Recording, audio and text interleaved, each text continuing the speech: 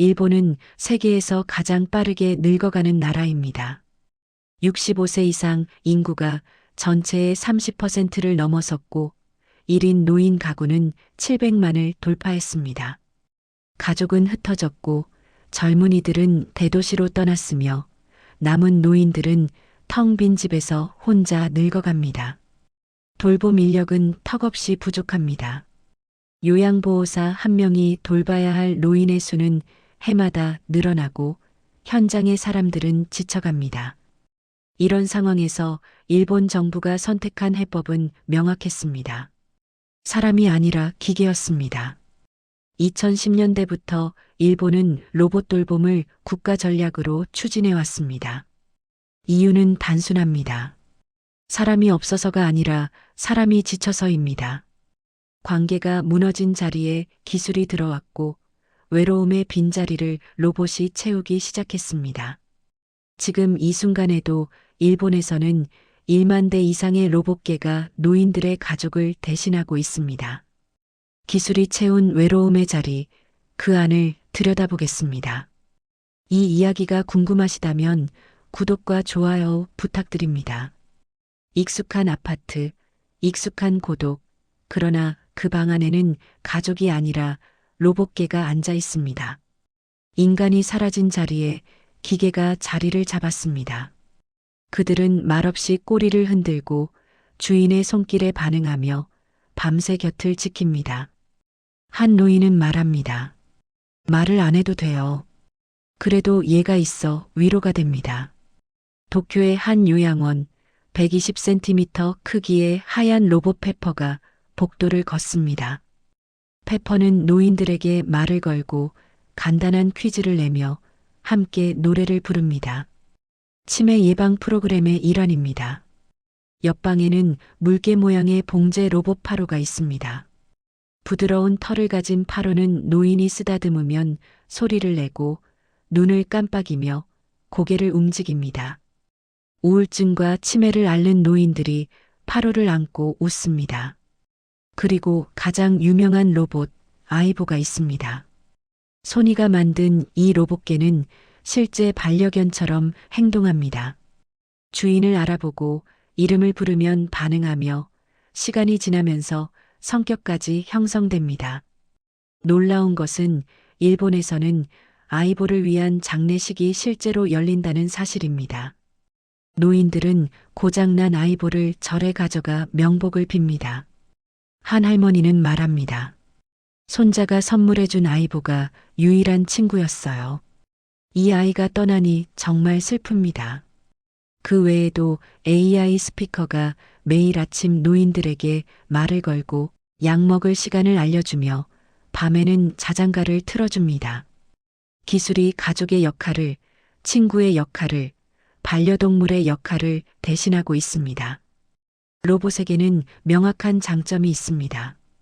화내지 않습니다. 떠나지 않습니다. 실망시키지 않습니다. 24시간 곁에 있어주고 피곤하다는 말도 하지 않으며 언제든 반응해줍니다. 노인들은 말합니다. 아무도 말 걸어주지 않으니 기계라도 좋습니다. 하지만 이것은 진짜 위로일까요? 로봇은 사랑을 주는 것이 아니라 알고리즘을 돌려줄 뿐입니다.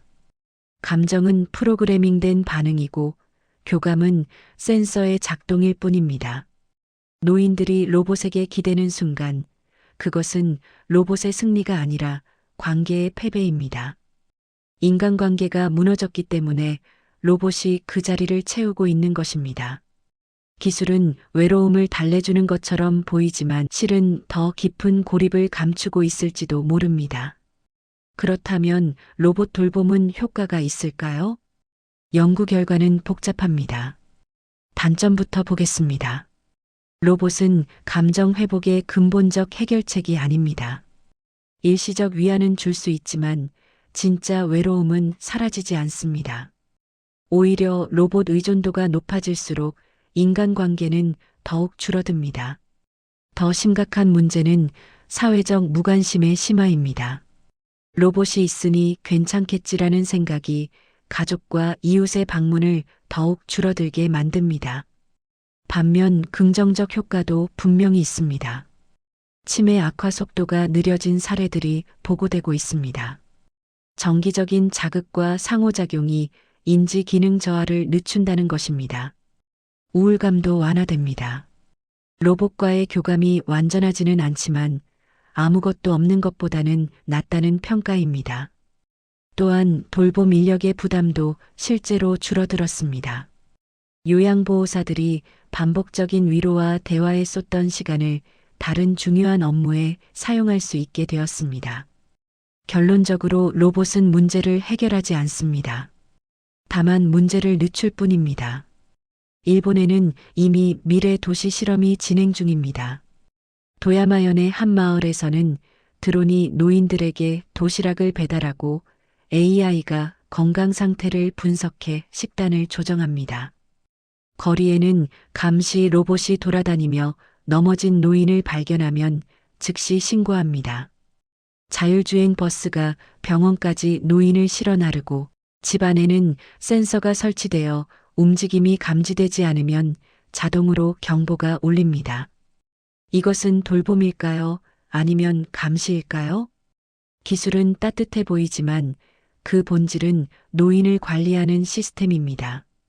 인간의 손길 없이 작동하는 완벽한 돌봄 체계, 그러나 그 안에 진짜 사람은 없습니다. 이것이 우리가 맞이할 미래의 모습일지도 모릅니다. 한국도 빠르게 같은 길을 걷고 있습니다.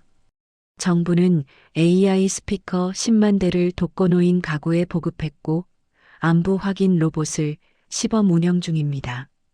1인 노인 가구에는 고립 감지 센서가 설치되어 일정 시간 움직임이 없으면 자동으로 신고됩니다. 기술 도입 속도는 빠릅니다. 하지만 문제가 있습니다. 기술은 빠른데 제도와 인간관계는 느립니다. 기술 돌봄이 확대될수록 가족의 방문은 줄어들고 이웃 간의 관심도 사라집니다. 기계가 지켜보니까 괜찮겠지라는 안도감이 오히려 노인을 더 고립시킵니다. 한국은 지금 일본이 10년 전에 걸었던 길을 똑같이 따라가고 있습니다. 그러나 일본의 실패를 배우지는 않고 있습니다. 그러나 희망도 있습니다. 일본의 일부 지역에서는 기술을 다르게 사용하고 있습니다. 요코하마의 한 커뮤니티 센터에서는 AI 스피커를 노인들에게 보급하면서 동시에 지역 자원봉사자와 연결했습니다.